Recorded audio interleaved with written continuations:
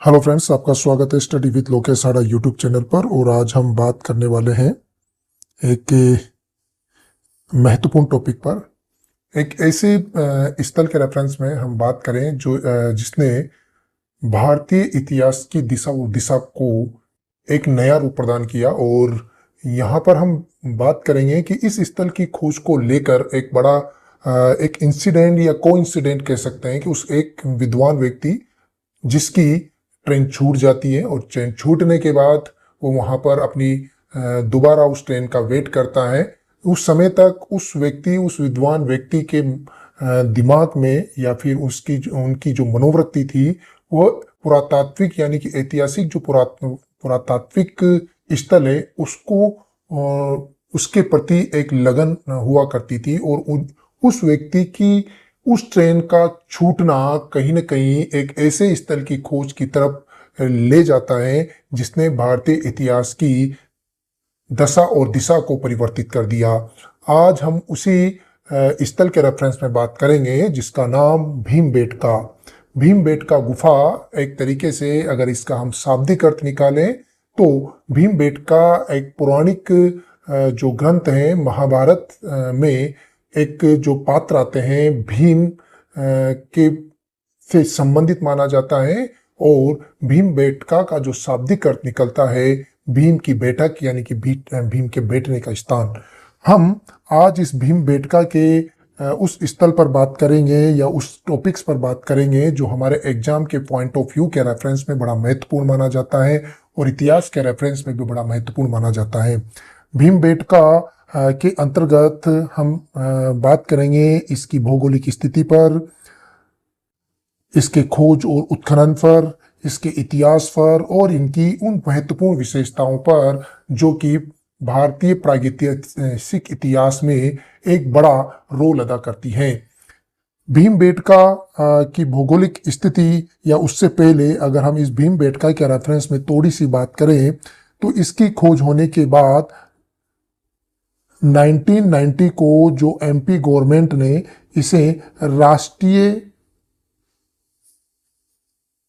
महत्व का धरोहर स्थल घोषित किया। पहली तो चीज ये मानी जाती है और बाद में 2003 में इसे यूनेस्को ने विश्व धरोहर स्थल घोषित किया। इस भीमबेटका पर अगर हम बात करें तो इस भीमबेटका की यह इस तरीके की लोकेशन सामान्यतः देखने को मिलती हैं। इसमें अलग अलग चट्टानें हैं। लगभग आपके 700 गुफाओं के बारे में जानकारी मिली है जैसा कि हम आगे डिस्कस करेंगे। अलग अलग प्रकार की चट्टानी गुफाएं यहाँ पर हमें प्राप्त होती है। कोई गुफाएं कछुआ आकृति की, कोई गुफाएं शेर के बैठने की आकृति की या लोमड़ी के बैठने की आकृति की, अलग अलग गुफाएं मिलती हैं। ये इनका बाहरी स्वरूप है। अंदर हम इन शैल चित्रों पर बात करेंगे। ये जो शैल चित्र हैं अलग अलग जो स्थिति है उसका बखान करते हैं। यहाँ पर जो ये जंगली जीव हैं उन जंगली जीव के साथ मानव की उपस्थिति को यहाँ पर दिखाया जा रहा है। यहाँ पर मानव द्वारा जंगली जंगलों का जो शिकार करने का जो प्रोसेस है उसके बारे में बात कही जा रही है।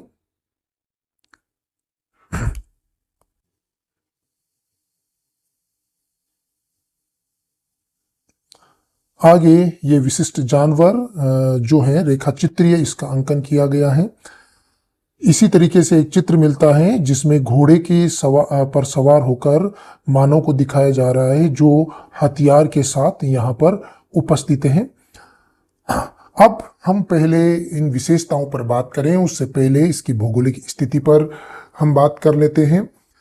जो भीमबेटका की जो गुफाएं हैं वो आपके मध्य प्रदेश का जो रायसेन जिला है उस रायसेन जिले में जो विंध्य पर्वत श्रृंखला है, श्रेणियां हैं, उनकी तलहटी पर स्थित है। यानी कि आपके भोपाल से लगभग 45 किलोमीटर की जो दक्षिण पूर्व वाला हिस्सा है वहां पर आपके जो रायसेन है उस रायसेन में एक जगह आती है जिसका नाम अब्दुल्लागंज जो शहर है, इस अब्दुल्लागंज के नज़दीक एक रातापानी अभ्यारण्य है। और ये रातापानी अभ्यारण्य के मध्य आपके भीमबेटका की गुफाएं हैं। तो हमारी यहाँ पर भीमबेटका की जो गुफाएं हैं उसकी भौगोलिक स्थिति के रेफरेंस में अगर हम बात करें तो यह रातापानी अभ्यारण्य के अंतर्गत आता है।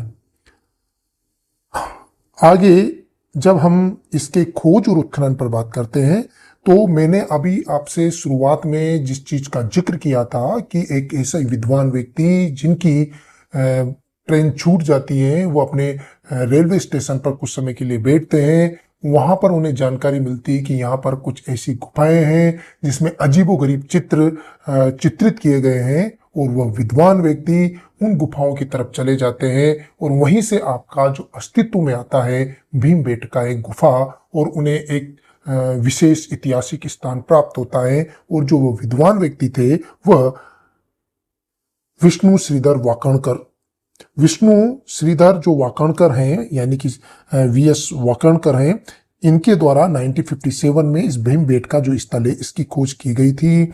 इसका उत्खनन का जो क्रेडिट माना जाता है वीरेंद्र नाथ मिश्र, वीएन मिश्र को माना जाता है। इन्होंने इस पर इसके एक्सकवेशन पर विशेष काम किया है। इसके अलावा दो अन्य नाम भी आते हैं, यशोधरा मठफाल जिन्होंने 1974 में इस पर काम किया, और उसके अलावा अर्ली न्यूमेर ने 1983 में यहाँ पर काम किया। तो अगर हम यहाँ पर बात करें तो खोज और उत्खनन में यहाँ पर ये 4 व्यक्ति बड़े महत्वपूर्ण माने जाते हैं, विष्णु श्रीधर वाकणकर, वीरेंद्र नाथ मिश्र, यशोधरा मठफाल और अर्लिन न्यूमेर को माना जाता है। आगे हम इनकी जो भीमबेटका जो गुफा है, इन भीमबेटका की जो गुफाओं पर अगर सामान्य तरीके से बात करें तो इन भीमबेटका की जो गुफाओं में जो हमें विषय वस्तु मिलती है वह मोस्ट ऑफ सामूहिक नृत्य, यानी कि उस समय की जो मानव जीवन शैली है उसके बारे में यहाँ पर बताया गया है। सामूहिक नृत्य के साथ शिकार, युद्ध, सरल ज्यामितीय डिजाइन और नृत्य, यहाँ इस भीमबेटका की गुफाओं के जो प्राप्त जो चित्र हैं उन पर उनका विषय वस्तु ये माना जाता है। उसी तरीके से अगर हम इन शैल चित्रों के निर्माण में जिन रंगों का प्रयोग किया गया है वो एक तरीके से प्राकृतिक रंग थे, जिनमें गेरुआ, लाल, सफेद के अलावा पीला और हरा रंग इन्हें नेचुरली तरीके से बनाया जाता था। और यहाँ पर सबसे महत्वपूर्ण रेफरेंस में अगर हम बात करें तो यहाँ मध्य जो पाषाण काल के हमें अवशेष प्राप्त होते हैं, और यहाँ मध्य पूरा पाषाण काल और उच्च पूरा पाषाण काल यानी कि एक क्रम प्राप्त होता है। पूरा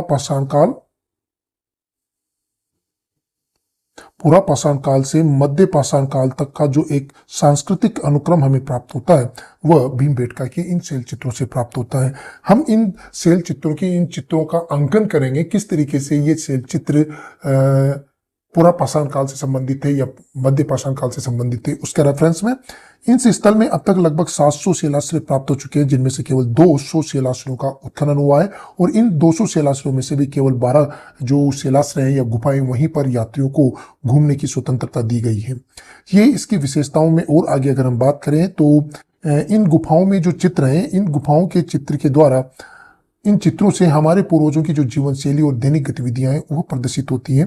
उसके अलावा अगर इन चित्रों से हमें विभिन्न जो सामुदायिक गतिविधियां हैं जैसे जन्म मरण, धार्मिक अनुष्ठान, शिकार, जानवरों की लड़ाइयां और आमोद प्रमोद का पूरी तरीके से इन चित्रों में चित्रण किया गया है। इसके अलावा अब हम यहाँ पर जो बात करने वाले हैं वह बड़ी महत्वपूर्ण है। यहाँ इन गुफाओं में जो चित्र हैं, गुफा के जो चित्र हैं, इन गुफा के चित्रों का जो रूप है हमें अलग अलग तरीके से प्राप्त होता है। यहाँ जो से यह ऑस्ट्रेलिया के सवाना क्षेत्र के आदिवासी चित्रों से इनकी साम्यता है। दूसरा और अगर हम बात करें तो कालिहारी जो रेगिस्तान है वहां पर जो पिग्मी पिग्मी द्वारा जो निर्मित चित्र हैं उन चित्रों के साथ इन भीमबेटका गुफा के चित्रों का साम्य देखा गया है। और एक माना जाता है फ्रांस में पूरा पाषाण काल की एक गुफा है लॉस कॉक्स।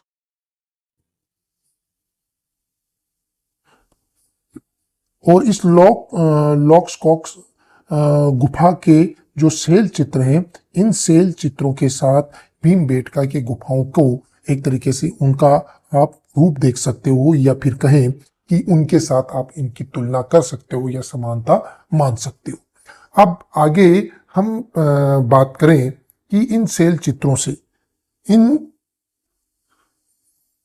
अब यहां पर अगर देखें तो इन चित्रों को दो तरीके से हम डिवाइडेड कर सकते हैं, यानी कि हमें ये पहचान करना आवश्यक है कि ये जो चित्र हैं कौन से चित्र पुरा पाषाण काल से संबंधित है और कौन से चित्र मध्य पाषाण काल से चित्र संबंधित है। यहां पर अगर हम जो रेखीय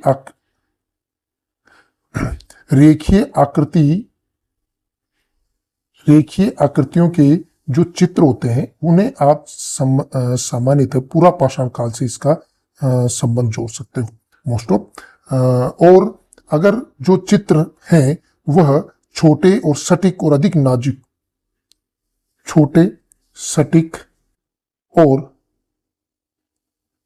साम्य आकृति, ये आकृतियों को जो शो कर रहे हैं, ऐसे जो चित्र होते वो मध्य पाषाण काल से बिलोंग करते। तो ये पहचानने की सबसे बड़ी महत्वपूर्ण चीज है। दूसरी चीज अगर हम यहां पर और अगर बात करें तो इन गुफाओं में जो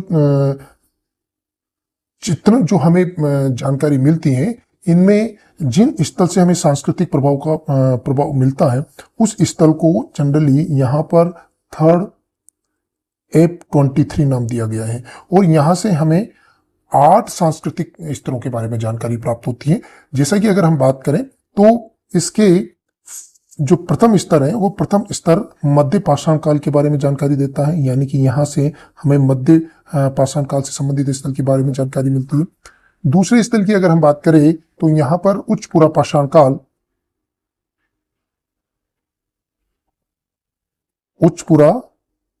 काल के बारे में जानकारी मिलती है। तीसरे स्तर की अगर हम बात करें तो मध्य पुरा पाषाण काल के बारे में जानकारी देता है। अब यहां से चौथे स्तर से लेकर 8वें स्तर तक हमें निम्न पुरा पाषाण काल के बारे में जानकारी मिलती है। इस प्रकार ये जो 8 स्तर हैं, ये 8 स्तर हमें एक सांस्कृतिक जो क्रम है उसके बारे में जानकारी देते हैं। आगे अगर हम बात करें तो भारतीय उपमहाद्वीप में भीमबेटका एक एकमात्र स्थल है जहां से हमें विस्तृत सांस्कृतिक अवशेष प्राप्त होते हैं। यह हमारे एग्जाम के पॉइंट ऑफ व्यू के रेफरेंस में बड़ा महत्वपूर्ण माना जाता है। अब यहां पर हमें जानवरों के जो चित्र हैं, उन जानवरों के चित्रों में अलग अलग प्रकार के जानवरों की जानकारी मिलती है। यहां पर अगर आप बात करो तो यहां हमें गैंडे, बाघ, जंगली भैंसा, सांप, मोर, चिपकली आदि जो जानवर हैं उनके चित्रित किए गए हैं। सबसे महत्वपूर्ण चीज यह मानी जाती है कि सामान्य इतिहासकारों का एक जो वर्ग था वह भारत में घोड़े का भारत में जो आगमन है वो आर्य सभ्यता के साथ माना गया है। और इस वजह से जो आपके सिंधु घाटी सभ्यता में थी वहां पर घोड़ों के बारे में साक्ष्य नहीं मिलते।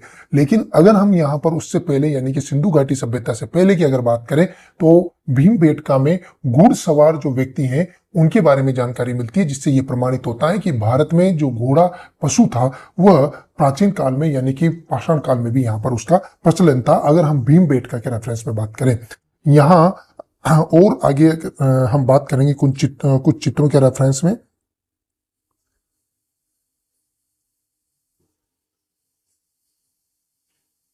यहां पर जो दिखाया गया है कि किस तरीके से ये जो अलग अलग जो जानवर हैं, ये जो जानवर हैं वह उनके साथ एक तरीके से मानव को दिखाया गया है, ये प्रारंभिक है। यह इसमें एक विशिष्ट सटीक जो चित्रण है वह इस तरीके से किया जाता है जिससे ये प्रतीत होता है कि ये जो चित्र है वो कहीं न कहीं मध्य पाषाण काल से संबंधित माना जाता है, क्योंकि यहाँ की जो चित्रकारी उसमें रेखा चित्रीय अभाव देखा गया है। आगे अगर हम बात करें तो यहाँ पर ये जो अलग अलग जानवर दिखाए गए हैं इनका शिकार करते हुए मानव को दिखाया गया है। यहाँ पर अगर आप इसे गौर से देखें तो मानव द्वारा शिकार करते हुए इन्हें दिखाया गया है। और यहाँ पर भी जो आकृति है वो सटीक आकृति बैठती है, यानी कि एक स्पष्ट चित्रण यहाँ पर दिखाई देता है। और धनुष का प्रयोग मानव द्वारा धनुष और भाले का प्रयोग जो है मानव द्वारा किए जाने का भी हमें यहाँ साक्ष्य प्राप्त होता है। तो इस प्रकार यहाँ ये जो है यह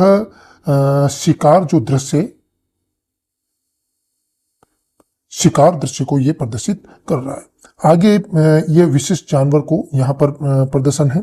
आगे इस चित्र में देखते हैं रेखा चित्रीय। यह एक तरीके से रेखीय चित्रण यहाँ पर हुआ है और ये जो रेखीय चित्रण है यह रेखीय चित्रण कहीं ना कहीं पूरा पाषाण काल से आपके संबंधित है। और यहाँ पर हम देखते हैं कि घोड़े पर जो सवार है वह जो मानव है वह उसके हाथ में भाला या फिर तलवार जिसे हम यह समझ सकते हैं और धनुष बाण के साथ इसको दिखाया गया है। और इसमें घोड़े को एक तरीके से रेखा चित्रीय रूप में प्रदर्शित किया गया जो पूरा पाषाण काल के संबंध में हमें जानकारी देता है। तो इस तरीके से अगर हम बात करें तो यहाँ पर घोड़े का जो साक्ष्य है वह हमें प्राप्त होता है। तो इस तरीके से अनेक शैल चित्र हैं जो भीमबेटका में हमें ये जानकारी प्रोवाइड करते हैं। आगे हम इस से संबंधित जो अब तक चित्र पुटअप हुए हैं, क्वेश्चन पुटअप हुए हैं एग्जाम के पॉइंट ऑफ व्यू से, तो उस पर अगर हम बात करें तो एक पहला क्वेश्चन है कि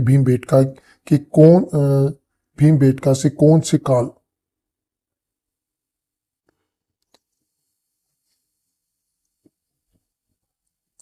सा काल या पाषाण चित्रों का बनना प्रारंभ हुआ, कौन से काल से पाषाण चित्रों का बनना प्रारंभ हुआ था। तो हमने यहाँ पर बात की थी कि जो भीमबेटका है वो पूरा पाषाण काल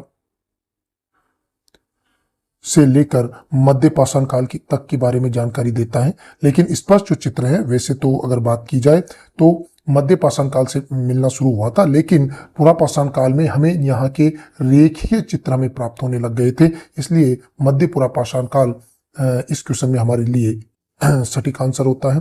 आगे और हम चलते हैं तो एक अगला क्वेश्चन BHU PET में 2019 में पुटअप हुआ था। उसमें पूछा गया था कि भारत में सबसे प्राचीन गुहा चित्रकला कहाँ पर है। तो गुहा चित्रकला जब सबसे प्राचीन मानी जाती है, यानी कि एक तरीके से आपके प्रागैतिहासिक काल से जिसका संबंध है, तो वह भीमबेटका मानी जाती है।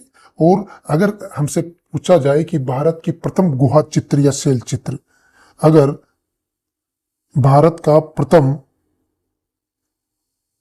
गुहा चित्र जो खोजा गया था उसके अगर रेफरेंस में क्वेश्चन पुटअप होता है तो वहां पर हमें थोड़ा समझने की जरूरत है। सोहगरा घाटी जो आपके मिर्जापुर में, यूपी उत्तर प्रदेश मिर्जापुर में मानी जाती है। और CL कार्लाइल ने इस स्थल की सबसे पहले 1867 में खोज की थी। तो प्रथम जो खोजी गई शैल चित्र के जो अवशेष हमें सोहगरा घाटी से प्राप्त होते हैं, ये हमारे एग्जाम में पूछा गया है। आगे अगर हम बात करें तो UPPCS में 2013 में भीमबेटका की गुफाओं के बारे में पूछा गया है कि कहाँ पर स्थित है, मध्य प्रदेश। वैसे अगर हम बात करें तो चारों ऑप्शन आपको वहां पर मध्य प्रदेश थे, लेकिन एक्यूरेट जगह के रूप में आपकी अब्दुल्लागंज रायसेन है, वहां पर यह आपकी भीमबेटका की गुफाएं स्थित हैं। इस तरीके से आपके भीमबेटका के संदर्भ में हमने बात की है। अगली वीडियो में हम और कोई इंटरेस्टिंग टॉपिक लेके आपके सामने उपस्थित होंगे। Thank you.